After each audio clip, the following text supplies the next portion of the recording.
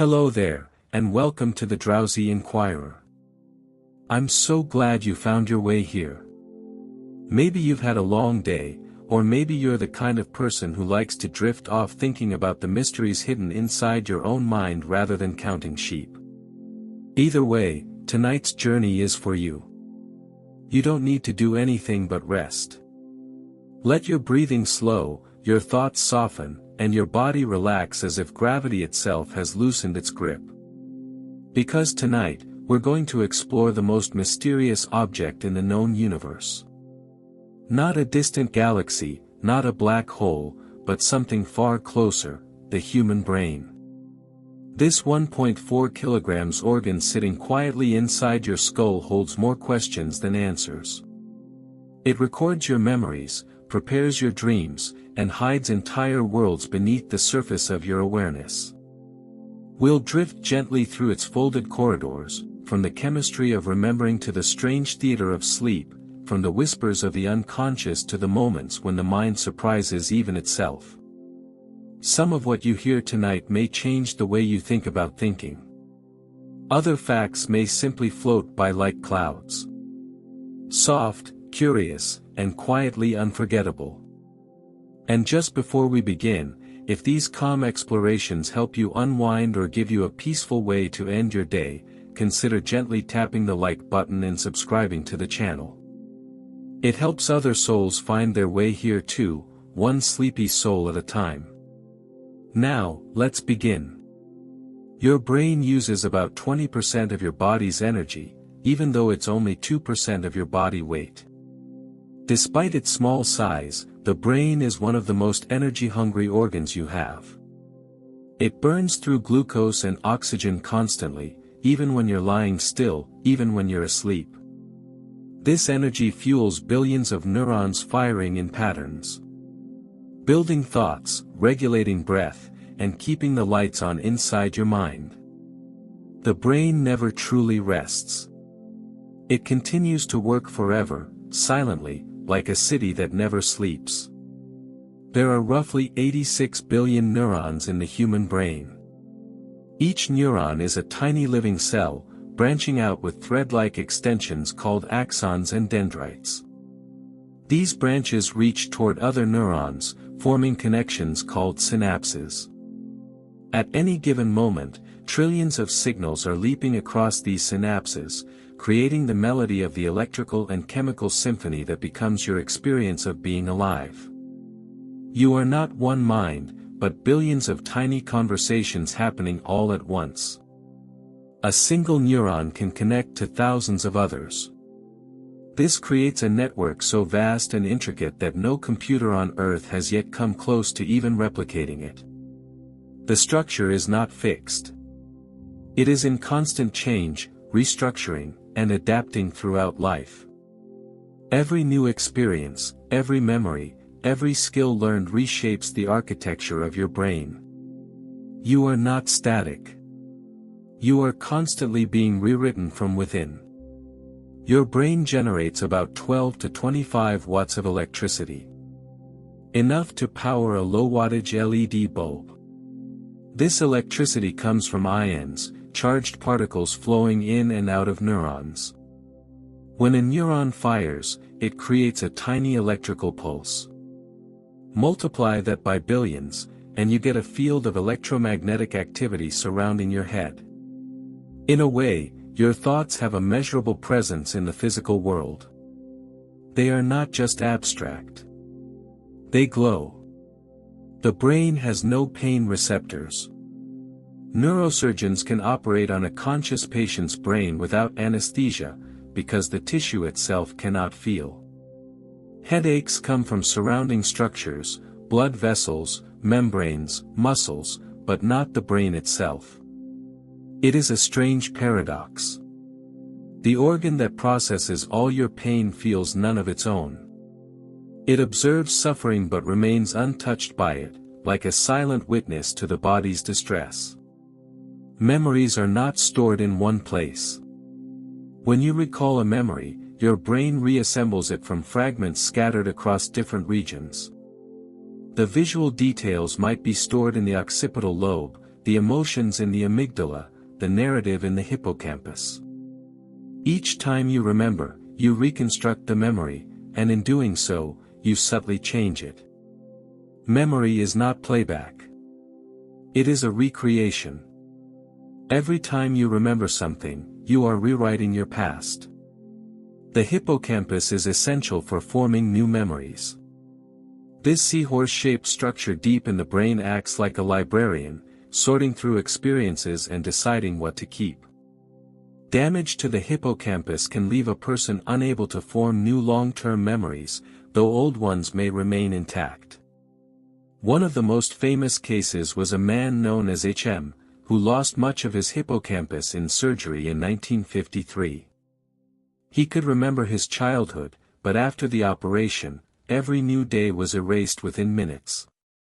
He lived in a perpetual present, meeting the same people over and over as if for the first time. Sleep is when your brain consolidates the day and memories.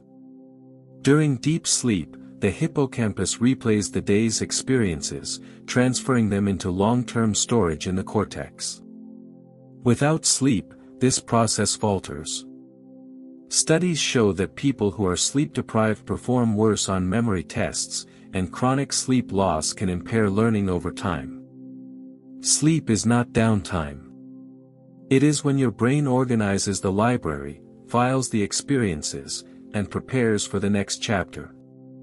Dreams occur mostly during REM sleep. REM stands for Rapid Eye Movement. A stage of sleep where your eyes dart beneath closed lids and your brain becomes almost as active as when you're awake. During REM, your muscles are temporarily paralyzed to prevent you from physically acting out your dreams. This is when the strangest, most vivid dreams unfold. The content is often bizarre because the prefrontal cortex, responsible for logic and self-control, is less active. The brain is free to create without rules. You dream multiple times each night, even if you don't remember. Most people cycle through 4 to 6 REM periods during a full night's sleep, each one longer than the last. The final REM stage, just before waking, can last up to an hour. You might remember a part of it, or nothing at all, but the dreams still happened.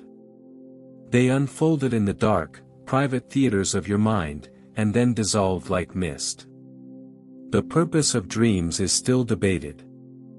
Some scientists believe dreams help process emotions, allowing the brain to rehearse responses to threats or work through unresolved feelings. Others think dreams are a byproduct of memory consolidation, random neural firing that the brain tries to make sense of.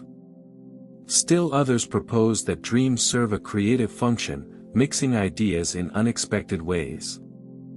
The truth may be a combination, or something we haven't yet imagined. Dreams remain one of the great mysteries of neuroscience. Lucid dreaming is real.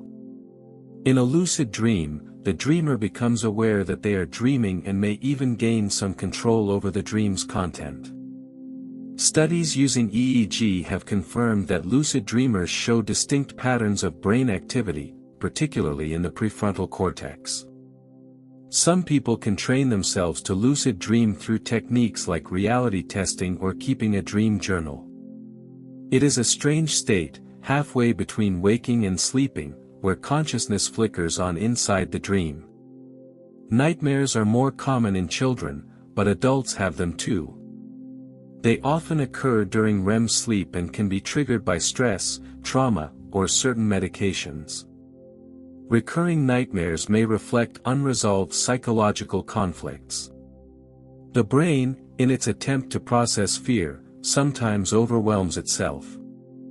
Yet nightmares also serve a function. They allow the mind to confront danger in a safe space, rehearsing survival without real consequence. The unconscious mind influences far more than you realize. Much of your behavior, perception, and decision-making happens below the level of conscious awareness. The unconscious processes sensory information, regulates bodily functions, and shapes emotional reactions before you even know you're feeling something. Sigmund Freud famously proposed that the unconscious holds repressed desires and memories, though modern neuroscience views it more as a collection of automatic processes and implicit learning. Either way, you are not fully in control. Much of what you do is guided by forces you cannot see. Implicit memory operates without conscious effort. When you ride a bike, type on a keyboard, or recognize a friend's face, you're relying on implicit memory. These are skills and associations learned so deeply that they no longer require conscious thought. You don't remember learning them step by step. You just know. This type of memory is processed differently from explicit memory, which involves conscious recall of facts and events. The brain has multiple memory systems, running in parallel, each with its own rules. Priming is a subtle form of unconscious influence. If you're shown the word yellow and then asked to name a fruit, you're more likely to say banana than apple. This is priming. Exposure to one stimulus influences your response to another, even if you're unaware of the connection. Advertisers, politicians, and storytellers use priming constantly. It shapes perception quietly, bending thought without breaking awareness. The brain fills in gaps in perception. You have a blind spot in each eye where the optic nerve connects to the retina, but you never notice it. That's because your brain invents the missing information, seamlessly filling the gap with patterns and context. The same thing happens with memory. When details are missing, the brain makes educated guesses, blending fact and assumption into a coherent narrative. You experience the world not as it is, but as your brain interprets it. Confabulation is when the brain creates false memories without intent to deceive. People with certain types of brain damage, particularly to the frontal lobes, may invent elaborate stories to explain things they cannot remember. They believe these stories completely. It's not lying. It's the brain doing what it always does, constructing meaning, except without accurate data. It reveals how fragile memory really is, and how much of what we call truth is simply the story our brain tells us. Flashbulb memories feel vivid but are not always accurate. These are memories of surprising or emotionally charged events, like where you were during a major historical moment. They feel crystal clear, frozen in time. But research shows that flashbulb memories are just as susceptible to distortion as ordinary ones. The emotional intensity creates confidence, not accuracy. You remember the feeling more than the facts. The amygdala plays a key role in emotional memory. This almond-shaped structure deep in the brain helps encode memories with emotional significance. When something frightening or thrilling happens, the amygdala signals the hippocampus to pay attention.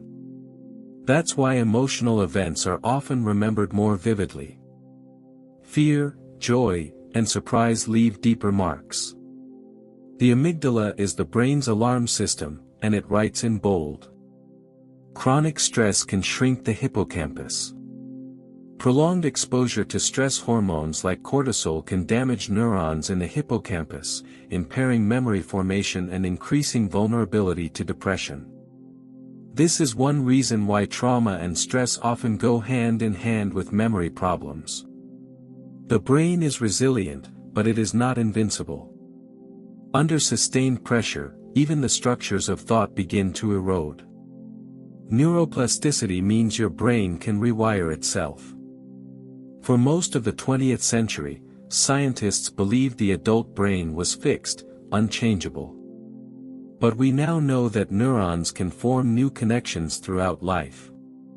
Learning a new language, practicing an instrument, or even meditating can physically reshape the brain. Stroke patients can regain lost functions as other areas compensate. The brain is not a machine. It is a living, adapting organism, constantly negotiating with experience. The prefrontal cortex is the last part of the brain to mature. Its development continues into the mid-20s. This region is responsible for planning, impulse control, and decision-making. Its late maturation explains why adolescents and young adults are more prone to risk-taking. The emotional systems are fully online, but the brakes are still being installed. The teenage brain is not broken. It is unfinished.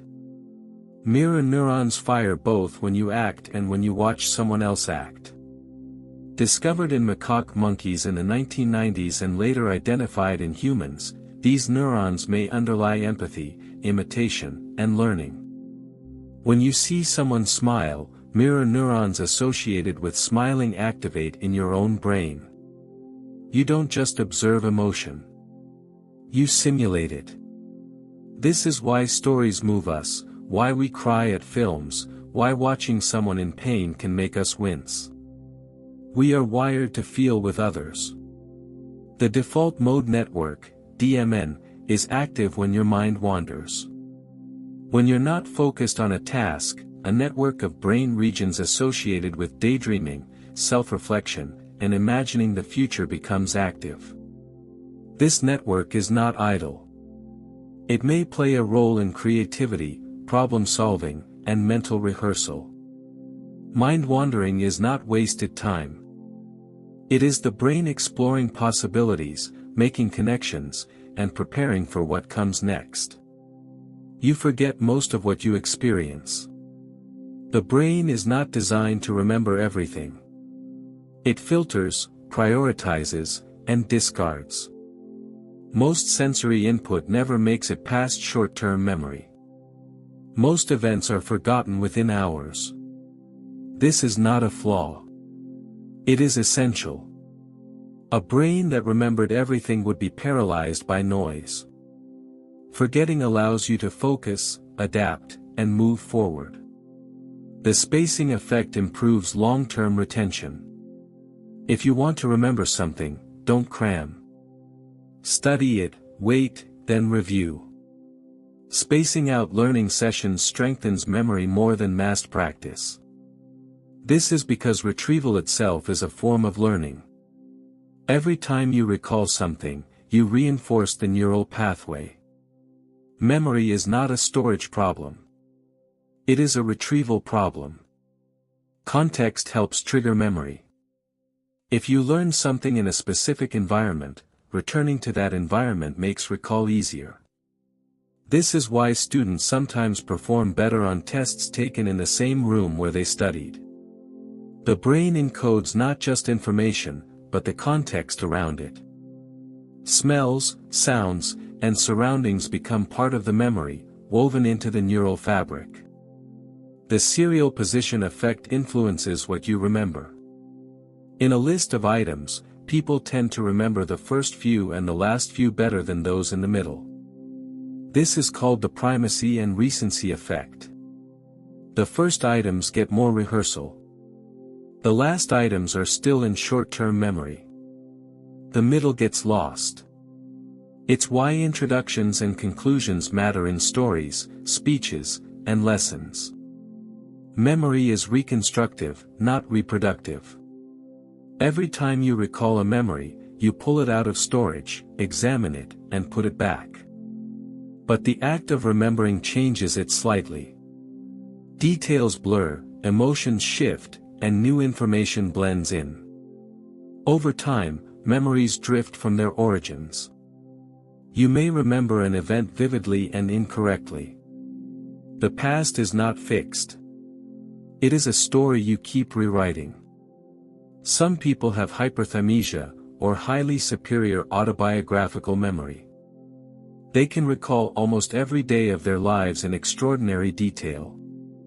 Ask them what they did on a random Tuesday 15 years ago, and they can tell you. It sounds like a gift, but many describe it as overwhelming. The inability to forget means the past is always present. Old hurts, embarrassments, and regrets never fade. Memory is normally a blessing tempered by forgetting. Without forgetting, memory becomes a burden. The brain's left and right hemispheres are specialized but not isolated.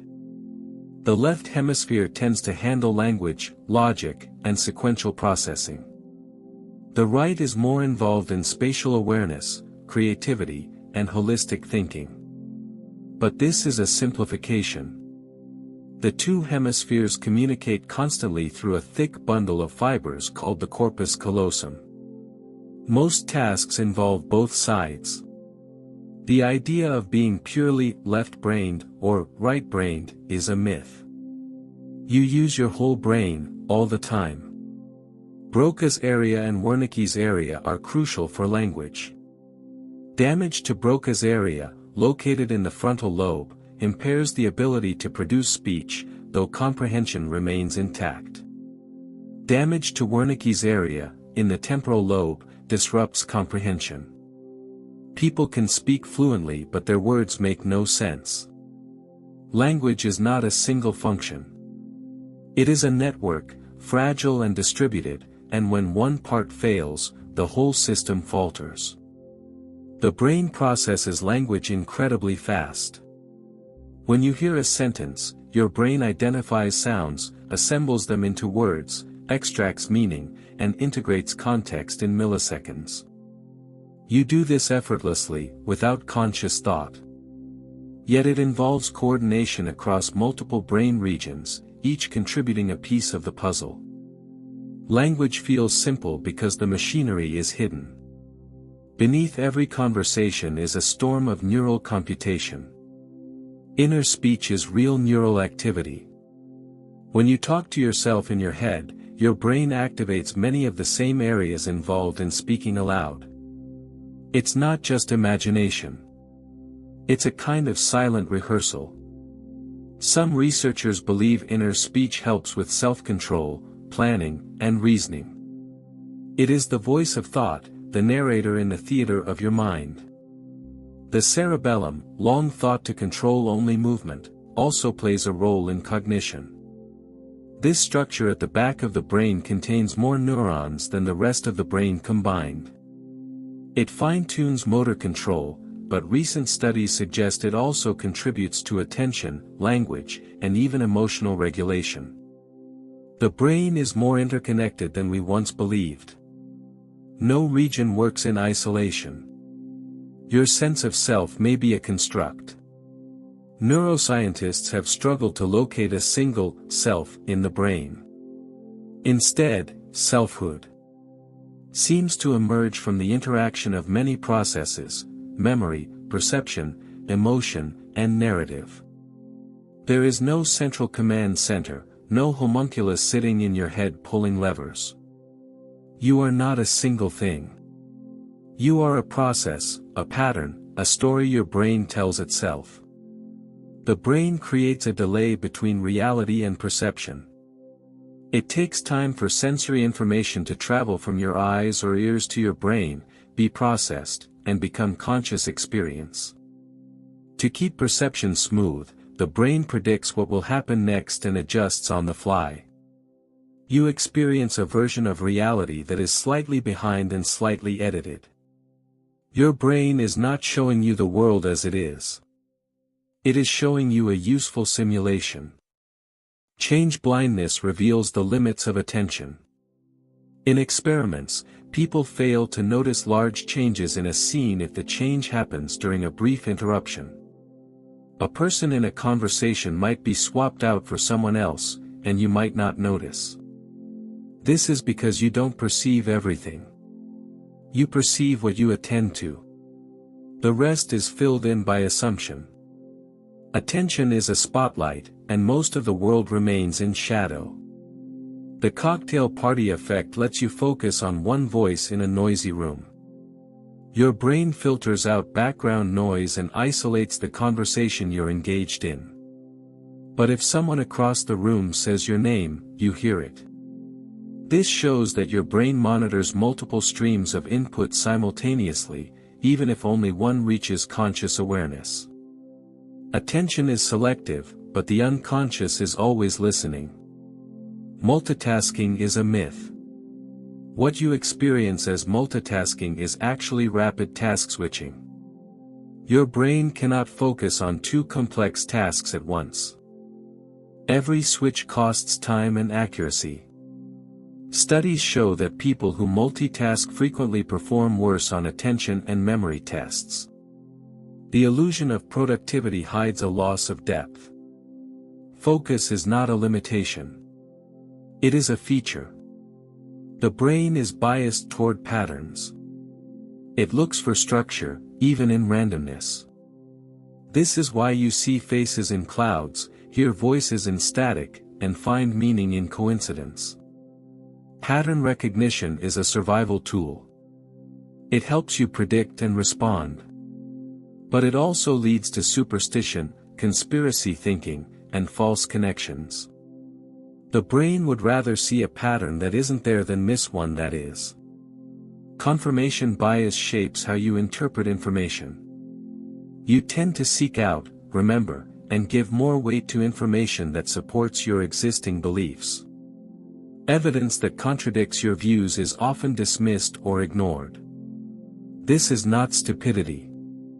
It is how the brain maintains coherence. Changing your mind requires energy, uncertainty, and discomfort. The brain prefers stability, even if it means clinging to error.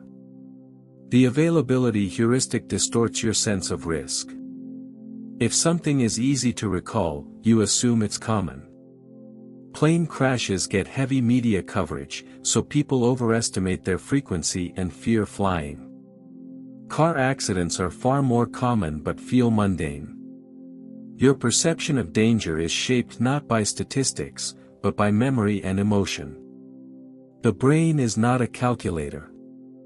It is a storyteller, and stories stick. The Dunning-Kruger effect shows that incompetence hides itself. People with low skill in a domain often overestimate their ability because they lack the knowledge to recognize their mistakes. Experts, by contrast, tend to underestimate themselves because they're aware of how much they don't know. Confidence and competence do not always align. Sometimes the loudest voice in the room knows the least. Sleep deprivation impairs judgment before it impairs performance. You lose the ability to assess how poorly you're functioning. You feel fine, even as your reaction time slows and your memory falters. This is why drowsy driving is so dangerous. The brain lies to itself, insisting it's still in control. Awareness is the first thing to go. The brain can adapt to sensory loss. Blind individuals often develop enhanced hearing and touch. Brain regions that would have processed vision are repurposed for other senses. The brain does not waste space. It reallocates resources, constantly optimizing. This is neuroplasticity in action, a quiet resilience wired into the architecture of thought. Phantom limb sensations occur after amputation. People feel pain, itching, or movement in a limb that no longer exists. This happens because the brain's body map, located in the somatosensory cortex, still represents the missing limb. The map does not update instantly. It holds on to the past, creating a ghost in the neural wiring.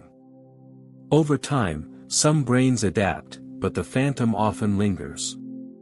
Synesthesia is a blending of the senses. Some people see colors when they hear music, taste words, or associate numbers with specific personalities. This occurs when sensory pathways that are normally separate become cross-wired. Synesthesia is not a disorder. It is a variation. For those who have it, the world is richer, stranger, more layered. It hints at how arbitrary the boundaries between senses really are. The brain's reward system runs on dopamine. This neurotransmitter is released during pleasurable activities, food, sex, social connection, and also in anticipation of reward. Dopamine drives motivation and learning. It tells you what to pursue. But it can also be hijacked by drugs, gambling, or social media, creating cycles of craving and disappointment. The reward system evolved to guide survival, but in the modern world, it can be exploited. Addiction changes the brain's structure. Repeated exposure to addictive substances or behaviors strengthens certain neural pathways and weakens others, particularly those involved in self-control. Over time, the brain becomes less sensitive to natural rewards and more driven by the addictive stimulus. Recovery is possible, but it requires rewiring, a slow and difficult process of neuroplasticity in reverse. The placebo effect demonstrates the power of expectation. If you believe a treatment will work, it sometimes does, even if the treatment is inert. The brain releases real chemicals, endorphins, dopamine, that reduce pain and improve mood. This is not mere imagination. It is biological. Expectation shapes physiology. Belief has measurable effects. The nocebo effect is the placebo's dark twin. If you expect harm, you may experience it. Patients warned of side effects often report them, even when given a sugar pill. Anxiety and expectation can manifest as real symptoms. The mind does not only heal. It can also hurt. Meditation changes brain structure. Regular meditators show increased gray matter in areas associated with attention, emotional regulation, and self-awareness. The amygdala, involved in stress response, often shrinks. The prefrontal cortex thickens. Meditation is not just relaxation. It is training. It reshapes the hardware of thought, one breath at a time. The brain is about 75% water. Dehydration affects cognitive function, impairing concentration, memory, and mood. Even mild dehydration can reduce mental performance. The brain is a delicate electrochemical system, and water is essential to its operation. Thirst is not just physical, it is cognitive. Your brain continues to develop throughout life, but differently. While the structure becomes more stable with age, the connections remain dynamic. Older adults may process information more slowly, but they often show better emotional regulation and greater wisdom. The aging brain is not simply declining. It is changing, trading speed for depth, raw power for nuanced understanding. The gut-brain axis links digestion and mood. The gut contains millions of neurons and produces neurotransmitters like serotonin. It communicates with the brain via the vagus nerve. Gut bacteria influence brain chemistry and behavior. Anxiety and depression are linked to gut health.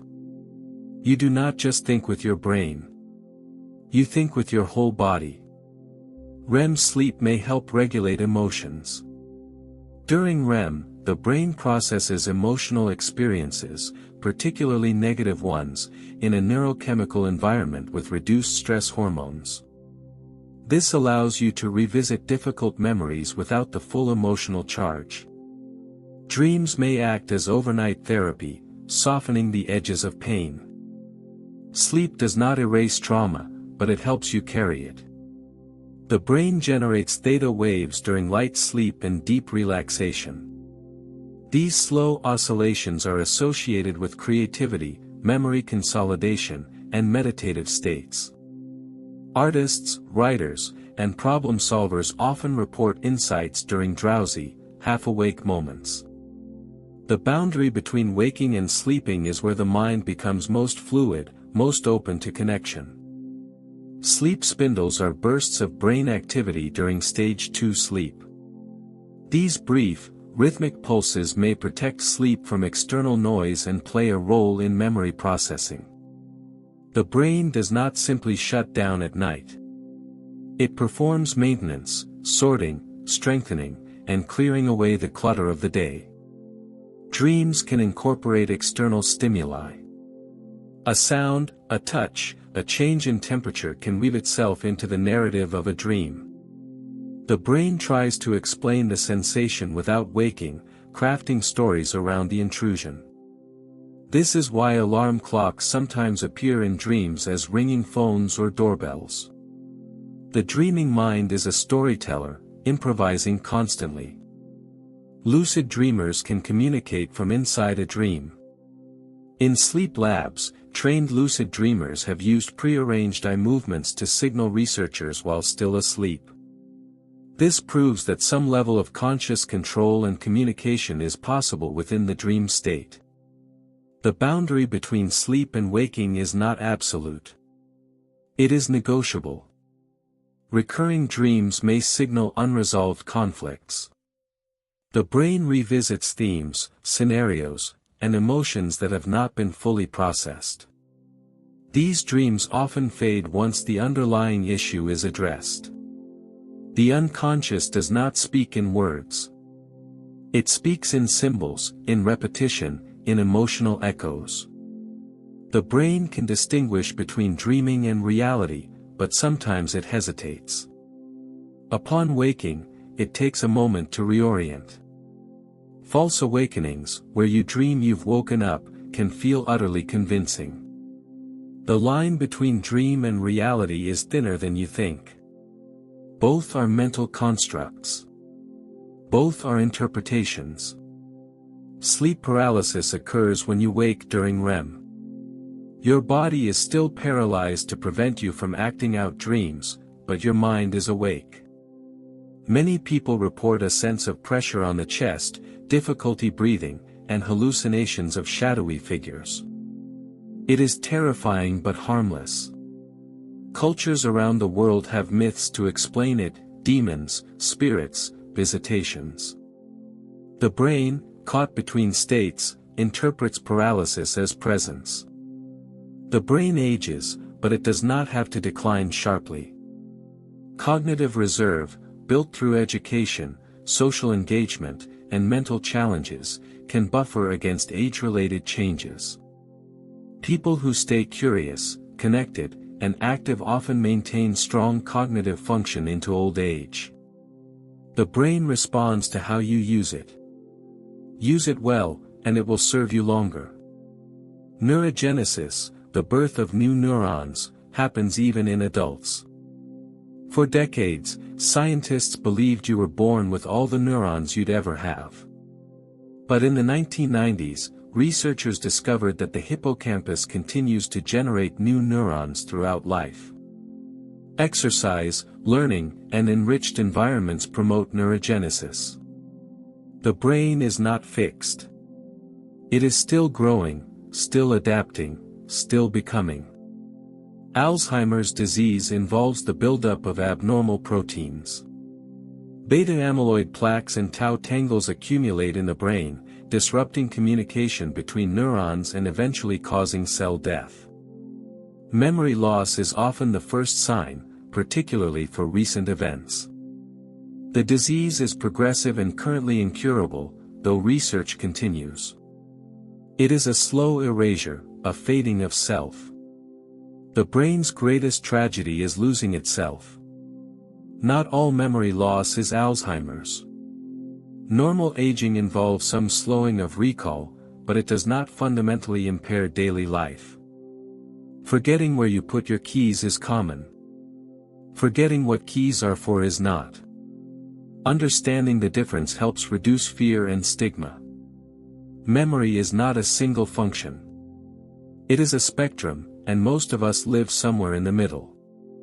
The frontal lobe is associated with personality and judgment. Damage to this region can result in dramatic personality changes, impulsivity, and loss of social inhibition. The famous case of Phineas Gage, a railroad worker who survived an iron rod through his skull in 1848, demonstrated this. After the injury, Gage's personality shifted dramatically. He became impulsive, irritable, and unable to plan. His friends said he was no longer Gage. The frontal lobe is where much of what we call you resides. Emotions are not just feelings. They are physical. When you're afraid, your heart races, your muscles tense, and stress hormones flood your bloodstream. The brain and body are in constant conversation. Emotions prepare you for action. They are not irrational. They are information. The brain reads the body's signals and interprets them as feelings. You do not just think fear. You embody it. The insula is involved in interoception, the sense of your internal body state. It processes signals from your organs, your heartbeat, your gut, and integrates them into your sense of self. People with heightened insula activity may be more aware of their emotions and bodily sensations. The insula helps you know how you feel, not just what you think. Consciousness remains one of the greatest mysteries in neuroscience. We can map brain activity, identify regions involved in awareness, but we cannot fully explain how subjective experience arises from neural firing. Why does it feel like something to be you? Why is there an inner life at all? These questions remain unanswered. The brain is the most studied object in science, yet the most mysterious. Anesthesia shuts down consciousness, but we don't fully understand how. It disrupts communication between brain regions, fragmenting the networks that usually work in concert. You lose awareness, memory, and the sense of time. When you wake, it feels like nothing happened, like a blink. But your brain was active the entire time. Consciousness is not binary. It is a spectrum, and anesthesia shifts you along it. Some people lack a mind's eye. This condition, called aphantasia, means they cannot visualize images in their mind. If asked to imagine an apple, they understand the concept, but see nothing. Others have hyperphantasia, extraordinarily vivid mental imagery. Most people fall somewhere in between. These differences reveal that subjective experience varies far more than we assume. Not everyone's mind works the same way. The brain interprets silence as sound. In a completely silent environment, many people begin to hear ringing, buzzing, or hissing. This is because the auditory system generates its own noise in the absence of input. Silence is not the absence of sound. It is the brain filling the void. Time perception is flexible. In moments of fear, time seems to slow. When you're engaged and happy, it flies. The brain does not measure time objectively. It constructs it from memory, attention, and emotion. A watched pot never boils because anticipation stretches duration. A joyful afternoon vanishes because memory compresses uneventful moments. Time is not a clock. It is a feeling. The brain has a negativity bias. Bad experiences leave deeper impressions than good ones. This made sense evolutionarily. Remembering danger kept you alive. But in the modern world, it can lead to anxiety, rumination, and a skewed sense of reality. You remember criticism more than praise, losses more than gains.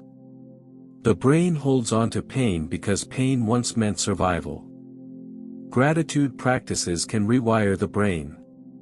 Regularly focusing on positive experiences strengthens neural pathways associated with well-being. It does not erase hardship, but it balances the negativity bias. Gratitude is not denial. It is training. It teaches the brain to notice what is good, not just what is wrong. The brain creates your sense of time, self, and continuity. Without it, you would not know who you are, where you are, or when you are. Every second, the brain assembles fragments of sensation, memory, and prediction into a seamless experience. It hides the seams, the delays, the gaps. You feel continuous, but you are constantly being rebuilt. You are not a thing, but a process. You are not a noun, but a verb. You are happening, always, in the quiet hum of neural electricity. The brain has a use it or lose it principle. Neural pathways that are used frequently become stronger and faster. Those that are neglected weaken and fade. This is why skills decline without practice, why languages are forgotten, why memories blur. The brain is efficient. It prunes what it does not need. But this also means you can strengthen what matters. Every repetition, every effort, every attempt carves a deeper groove in the landscape of your mind. The cerebral cortex is folded to maximize surface area. If you unfolded it, it would be about the size of a large pizza. The folds, called gyri and sulci, allow more neurons to fit inside the skull. The more cortex you have, the more processing power. Humans have one of the most folded brains in the animal kingdom. This wrinkling is what allows for complex thought, language, and creativity. Intelligence is not just size. It is architecture. The basal ganglia are involved in habit formation. When you repeat an action often enough, it becomes automatic. The basal ganglia take over, freeing up the prefrontal cortex for other tasks. This is why you can drive a familiar route without thinking, or brush your teeth while planning your day.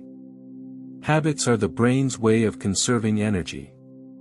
But they also mean you can act without awareness. Not all habits serve you. Breaking a habit requires conscious effort and substitution. You cannot simply stop. You must replace. The neural pathway does not disappear. It must be overwritten. This is why habit change is difficult. The brain resists. It prefers the familiar. Change requires repetition, patience, and deliberate redirection. You are not weak for struggling. You are rewiring. The brain prioritizes survival over happiness. It is designed to keep you alive, not content. This is why anxiety, worry, and hypervigilance come so easily. They are features, not bugs.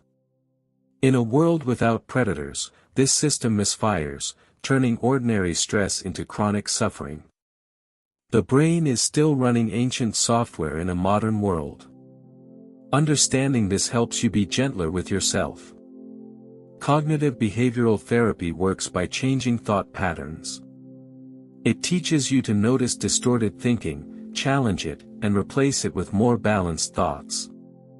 Over time, this rewires the brain, weakening pathways associated with negative spirals and strengthening healthier ones.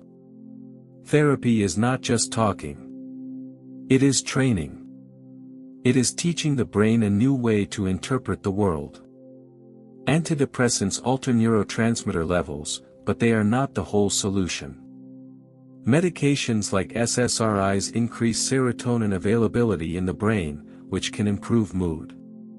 But depression is complex, involving genetics, environment, trauma, and thought patterns. Medication can provide relief, but lasting change often requires a combination of treatment, therapy, lifestyle changes, and support. The brain is not a simple machine. It cannot be fixed with a single switch. Exercise benefits the brain as much as the body. Physical activity increases blood flow to the brain, promotes neurogenesis, and releases endorphins and other mood-regulating chemicals. Regular exercise is linked to better memory, reduced anxiety, and lower risk of dementia. Movement is not just for muscles. It is medicine for the mind. Social connection is essential for brain health. Loneliness and isolation are as harmful as smoking or obesity. The brain is wired for connection. Meaningful relationships reduce stress, improve immune function, and may even slow cognitive decline. You are not meant to be alone. The brain knows this. It suffers in isolation and thrives in community. Language shapes thought, but it does not limit it. The words you have available influence how you categorize and remember experiences. Some languages have dozens of words for snow or color distinctions English lacks. But people can still perceive and think about things they do not have words for. Language is a tool, powerful and flexible, but it is not a cage. Thought exceeds language, spills over it, and sometimes must invent new words to catch up. Bilingual brains show structural differences. People who speak multiple languages often have denser gray matter in areas related to language and executive function. Switching between languages requires cognitive control, which may strengthen these regions. Bilingualism is not just a skill. It is a form of mental exercise, a workout for the brain that builds resilience over time. Music engages almost the entire brain. Listening to music activates auditory, motor, emotional, and memory regions. Playing an instrument is even more complex, requiring coordination, timing, and creativity. Musicians often show enhanced connectivity between brain regions and improved memory and attention. Music is not a luxury. It is a language the brain speaks fluently, a source of joy, meaning, and connection. Earworms, songs stuck in your head, are a form of involuntary musical imagery. They often occur when a song is familiar but not fully remembered, creating a loop as the brain tries to complete it. The auditory cortex replays the fragment over and over. The more you resist, the stronger it becomes. Distraction or listening to the full song can help. The brain does not like unfinished business. Creativity involves both focused and diffuse thinking. When you concentrate on a problem, you engage the executive network. When you relax, daydream, or take a walk, the default mode network activates, allowing ideas to combine in unexpected ways. Many breakthroughs happen during rest, not effort. The brain works best when it can toggle between states. Creativity is not force. It is flow. Incubation is a real phenomenon in problem solving. If you are stuck, stepping away helps. The unconscious continues to process the problem in the background. When you return, the solution often appears. This is why ideas come in the shower, before sleep, or during a walk. The brain does not stop working when you stop trying. It shifts gears. Flow states occur when challenge and skill are balanced. When a task is too easy, you are bored. Too hard, and you are anxious. But when the difficulty matches your ability, you enter flow, a state of deep focus and effortless engagement. Time disappears. Self-consciousness fades. The brain operates at peak efficiency. Flow is not magic. It is alignment. It is the brain doing what it does best, fully absorbed, fully present. The brain is shaped by culture as much as biology. The way you think, remember, and perceive is influenced by the values, language, and practices of your culture. Individualist cultures emphasize personal achievement. Collectivist cultures prioritize group harmony. These differences show up in brain activity, attention patterns, and even memory. There is no universal brain. There is only the brain in context. Trauma can change the brain's structure and function. Chronic stress, abuse, or violence can shrink the hippocampus, enlarge the amygdala, and weaken the prefrontal cortex. This makes emotional regulation harder and memory more fragmented. But trauma does not have to be permanent. With treatment, support, and time, the brain can heal. Neuroplasticity works in both directions. What is broken can be rebuilt. PTSD involves a failure to process traumatic memories. The memories remain fragmented, vivid, and intrusive, as if they are happening now rather than in the past. The amygdala stays overactive, the hippocampus struggles to contextualize, and the prefrontal cortex cannot regulate. Therapy helps integrate these memories, moving them from raw sensation to narrative. Healing is not forgetting. It is remembering differently. Resilience is not a fixed trait. It can be built through relationships, skills, and perspective. Resilient people are not invulnerable. They adapt, reach out, and find meaning in hardship. The brain is capable of extraordinary recovery. It is not fragile. It is flexible. Even after deep wounds, it reaches toward growth. The brain does not distinguish well between physical and social pain. Rejection, exclusion, and loss activate the same regions as physical injury. Social pain is real pain. This is why words can hurt, why loneliness aches, why heartbreak feels visceral. The brain treats connection as survival. To be cast out was once a death sentence. The ancient circuitry remains. Oxytocin, the bonding hormone, is released during physical touch, childbirth, and social connection. It promotes trust, empathy, and attachment. But it is not purely positive. It also enhances in-group loyalty and can increase aggression toward outsiders. Oxytocin strengthens bonds, but it also draws boundaries. Love is tribal. The brain knows this. The brain processes faces differently from other objects. There is a region called the fusiform face area dedicated to recognizing faces. Damage here can cause prosopagnosia, or face blindness, where people cannot recognize even close family members by sight. Faces are so important to social life that the brain gives them special treatment. You are wired to see faces everywhere. Even in clouds, toast, and tree bark. The brain searches for the human, always. Eye contact triggers activity in the social brain. When you look into someone's eyes, neural circuits for empathy, theory of mind, and emotion activate. This is why eye contact feels intimate and why avoiding it can feel cold. The eyes are not just for seeing.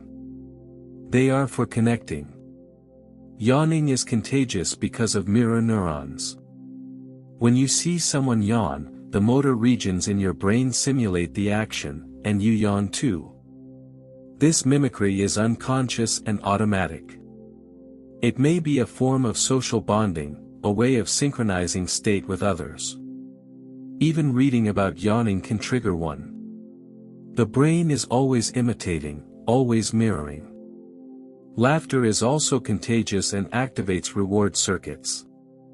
When you hear laughter, your brain prepares to join in.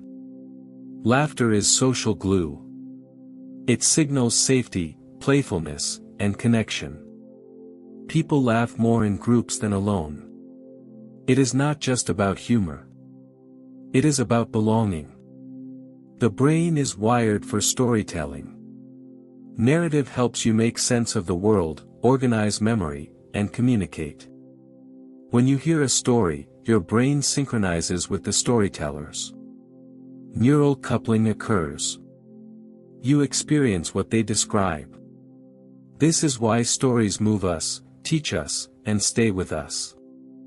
The brain does not just process information. It craves meaning.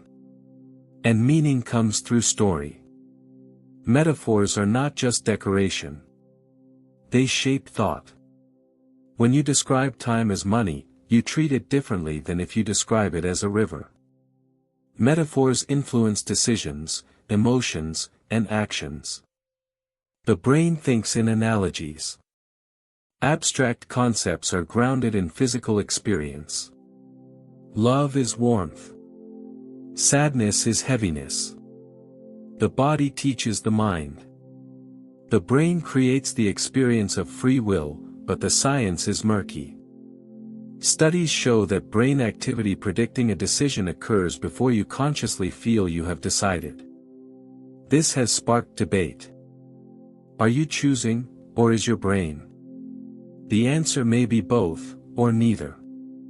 Free will may not be absolute, but the experience of agency matters. It shapes behavior, responsibility, and meaning. Even if the brain decides first, you are the brain. Your brain is unique. No two brains are identical, even in twins. Every experience, every choice, every moment reshapes the neural landscape. Your brain is a record of your life, written in synapses and circuits. It is not fixed. It is not finished. As long as you live, it continues to change. You are not trapped by your past. You are shaped by it, yes, but also by what you do next. The brain is fragile and resilient at once. A small stroke can steal language. A blow can erase decades. Yet people recover from injury, adapt to loss, and rebuild what seemed destroyed.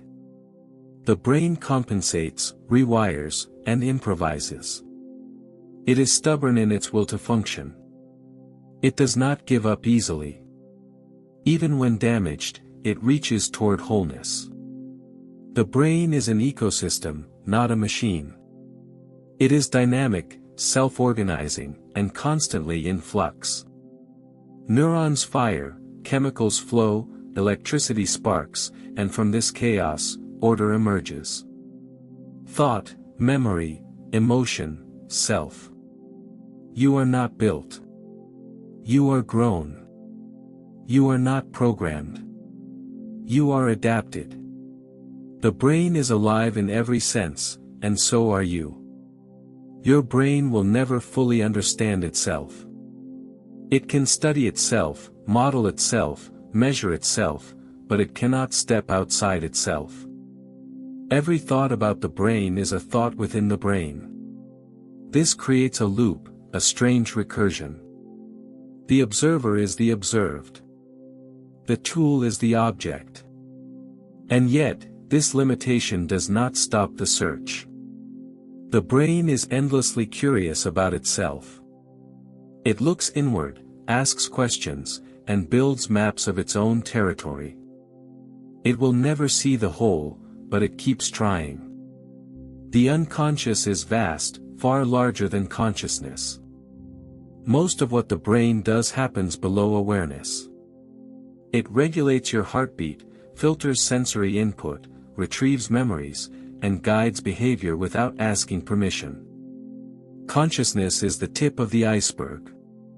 Beneath it lies a dark, silent ocean of processing. You are not in control. You are in conversation with forces you cannot see. Dreams may be the brain's way of exploring possibilities. In dreams, the usual rules are suspended. Logic loosens. Time bends. Impossible things happen. This may allow the brain to test scenarios, process emotions, and make connections it would not make while awake. Dreams are not random. They are exploratory. They are the mind playing, rehearsing, imagining. They are the brain unbound. Some dreams are universal. Across cultures, people dream of falling, being chased, losing teeth, showing up unprepared. These themes may reflect common fears and experiences rooted in human nature. The brain speaks in symbols, and some symbols are shared. Falling may represent loss of control. Being chased, avoidance. Teeth, vulnerability. The unconscious draws from a common well. Nightmares may have an evolutionary purpose. They let you rehearse fear in a safe space, preparing you for real threats. After trauma, nightmares replay the event, perhaps as an attempt to process and integrate. They are distressing, but they may also be the brain's way of healing. Not all discomfort is dysfunction. Some is repair. The brain can be trained to dream more vividly. Keeping a dream journal, setting intentions before sleep, and practicing mindfulness can increase dream recall and clarity. Some people use these techniques to explore the unconscious, work through problems, or simply enjoy the richness of their inner world. Dreams are not just something that happens to you. They are something you can engage with. Sleep is not uniform. It cycles through stages, each with its own function. Light sleep, deep sleep, REM. Each stage contributes to restoration, memory, and emotional balance. Disrupting these cycles, through stress, screens, or irregular schedules, impairs brain function. Sleep is not a luxury. It is a biological necessity. The brain needs darkness and stillness to do its work. Blue light from screens suppresses melatonin. This makes it harder to fall asleep and reduces sleep quality. The brain interprets blue light as daylight, signaling wakefulness. In the modern world, this system is constantly tricked. Darkness is a signal. The brain needs it to rest. Sleep debt accumulates. Missing an hour here and there may not feel significant, but over weeks, it adds up. Chronic sleep deprivation impairs memory, mood, judgment, and immune function. You cannot catch up with one long night. The brain needs consistent rest. Treat sleep as sacred. Dreaming may help with creativity and insight. Many artists, scientists, and writers report breakthroughs during or after sleep. Paul McCartney heard "Yesterday" in a dream. Dmitry Mendeleev saw the periodic table. The brain continues to work on problems while you sleep, making connections that elude waking thought. Rest is not idleness. It is incubation. The brain has a glymphatic system that clears waste during sleep. This network of channels flushes out toxins, including proteins linked to Alzheimer's disease. It is most active during deep sleep. Without sleep, waste builds up, and the brain suffers. Sleep is not just rest. It is cleaning. It is maintenance. It is essential for long-term health. The longest recorded time without sleep is 11 days. The subject, a teenager named Randy Gardner, experienced hallucinations, mood swings, and cognitive impairment. He recovered, but the experiment has not been repeated. Extreme sleep deprivation is dangerous. The brain cannot function indefinitely without rest. Sleep is not optional. It is survival. Microsleeps occur when you are extremely tired. Your brain briefly shuts down for a few seconds, even if your eyes are open. This is why drowsy driving is so deadly. You may not realize you have lost consciousness. The brain overrides your will. It takes rest by force. Naps can improve performance, but timing matters. 20 minutes boosts alertness and mood without grogginess. Longer naps risk entering deep sleep, making you feel worse upon waking. The brain needs time to transition. A short rest refreshes. A long one disorients. The brain has a circadian rhythm, an internal clock. It is influenced by light, but it persists even in darkness. This rhythm regulates sleep, body temperature, and hormone release. Disrupting it, through shift work, jet lag, or irregular schedules, harms health. The brain expects consistency. It functions best when aligned with its natural rhythm. Melatonin is a hormone, not a sleeping pill. It signals the body that it is time to sleep, but it does not force sleep. It helps regulate the sleep-wake cycle, especially when that cycle is disrupted. The brain produces it naturally in response to darkness. Supplementing can help, but it is not a substitute for good sleep hygiene. The brain ages differently in different people. Some maintain sharp cognition into their 90s. Others decline earlier. Genetics play a role, but so do lifestyle factors. Physical activity, mental stimulation, social engagement, and diet all influence brain aging. You have more control than you think. Alzheimer's disease begins decades before symptoms appear. Protein buildup starts long before memory loss. This window offers hope for intervention, but also a challenge. How do you treat a disease that is silent for so long? Research is ongoing. Early detection may one day allow early treatment. Not everyone with amyloid plaques develops Alzheimer's. Some people have the biological markers but no symptoms. This suggests that resilience factors, cognitive reserve, genetics, or other protective mechanisms are at play. The brain is more complex than any single protein. There is still much to learn. The brain can compensate for damage.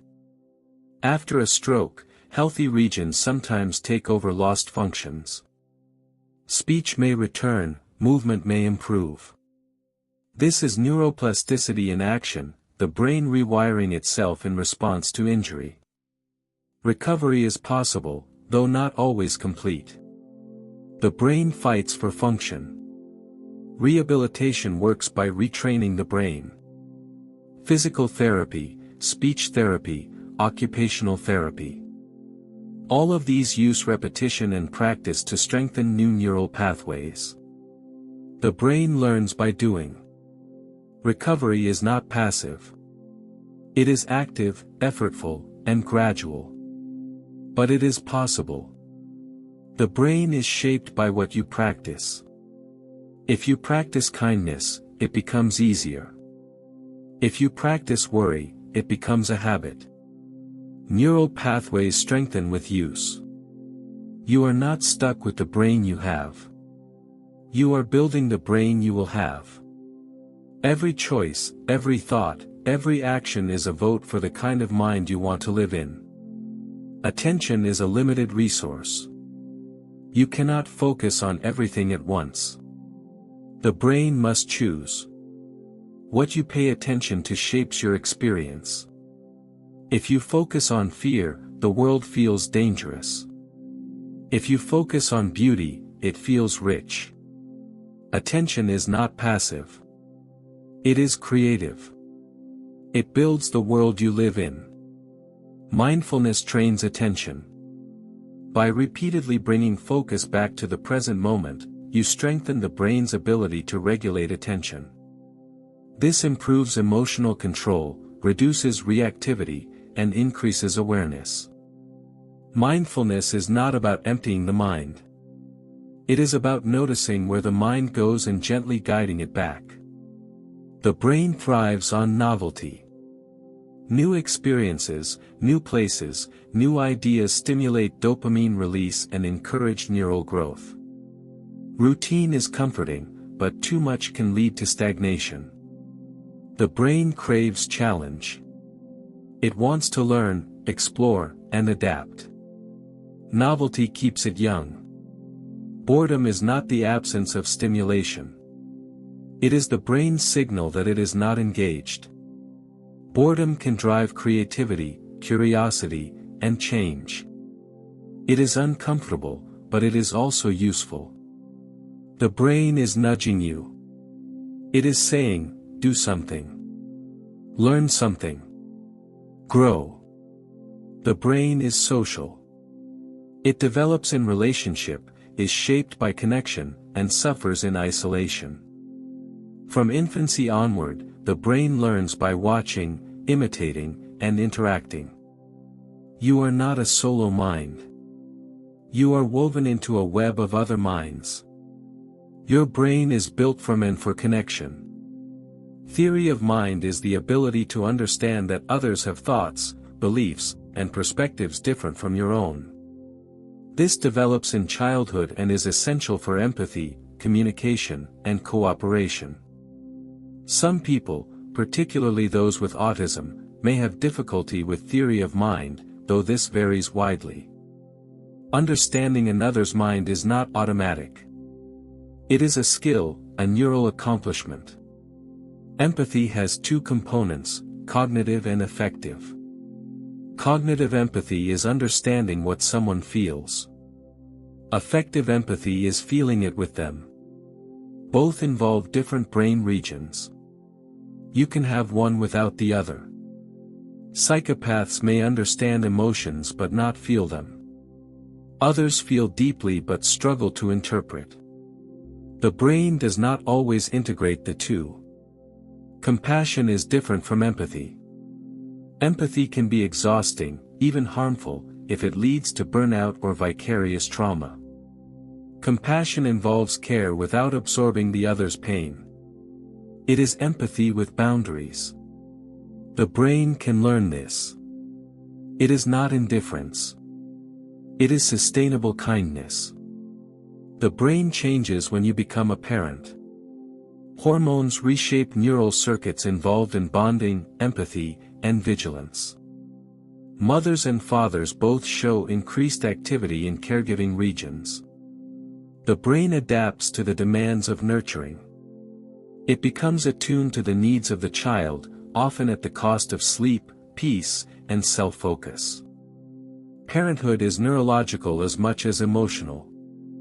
The adolescent brain is undergoing massive reorganization. Synaptic pruning, the elimination of unused connections, makes the brain more efficient but also more vulnerable. The reward system is hypersensitive. The prefrontal cortex is still maturing. This explains risk-taking, emotional intensity, and identity exploration. Adolescence is not rebellion. It is development. The brain craves meaning. It searches for purpose, pattern, and significance. This drive can lead to profound insight or to superstition and delusion. Meaning is not found. It is made. The brain constructs it from experience, belief, and story. Without meaning, life feels empty. The brain knows this. It will create meaning even where none exists. Hope is neurologically important. It activates reward circuits and motivates behavior. Hopelessness, by contrast, suppresses motivation and impairs decision-making. The brain needs a future to move toward. Hope is not naive. It is functional. It is the brain's way of orienting toward possibility. The brain can hold contradictions. You can feel two opposing emotions at once. You can believe something intellectually and feel otherwise. The brain is not a unified system. It is a coalition of processes, sometimes in harmony, sometimes in conflict. This is not confusion. It is complexity. Integration is the goal of mental health. When different parts of the brain and mind communicate well, you feel coherent, flexible, and stable. When they are disconnected, you may feel fragmented, reactive, or numb. Therapy, mindfulness, and self-reflection all promote integration. The brain wants to work as a whole. The brain is not a computer. It does not store information like files. It does not process inputs linearly. It is biological, messy, and creative. It hallucinates meaning, guesses constantly, and fills in gaps. It is not perfect. It is alive. And that makes all the difference. You are not your brain, but you are not separate from it either. The relationship is intimate, recursive, and mysterious. Your thoughts shape your brain. Your brain shapes your thoughts. There is no clean dividing line. You are an emergent property of neural activity, and yet you experience yourself as something more. This paradox is not a problem to solve. It is the nature of being human. The brain will continue to surprise us. Every decade brings new discoveries, new techniques, new questions. What we know now will be revised, expanded, and sometimes overturned. The brain is not a finished map. It is a living territory, constantly shifting beneath our gaze. Science is not certainty. It is exploration. And the brain is the most fascinating frontier we have. And so, as the night deepens and your thoughts begin to drift, let yourself rest in this quiet truth. Your brain, this strange and beautiful organ, has carried you through every moment of your life. It has built your memories, painted your dreams, and woven the story of who you are. It does not work perfectly. It stumbles, forgets, and sometimes leads you astray.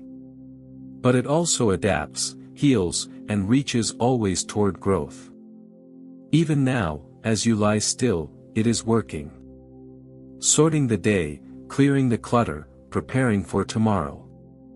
It never stops caring for you, even when you are not aware. You are not just a body or a mind. You are a process, a becoming, a living conversation between biology and experience. And in this conversation, there is room for wonder, for change, for grace. If you're still awake, that's perfectly fine.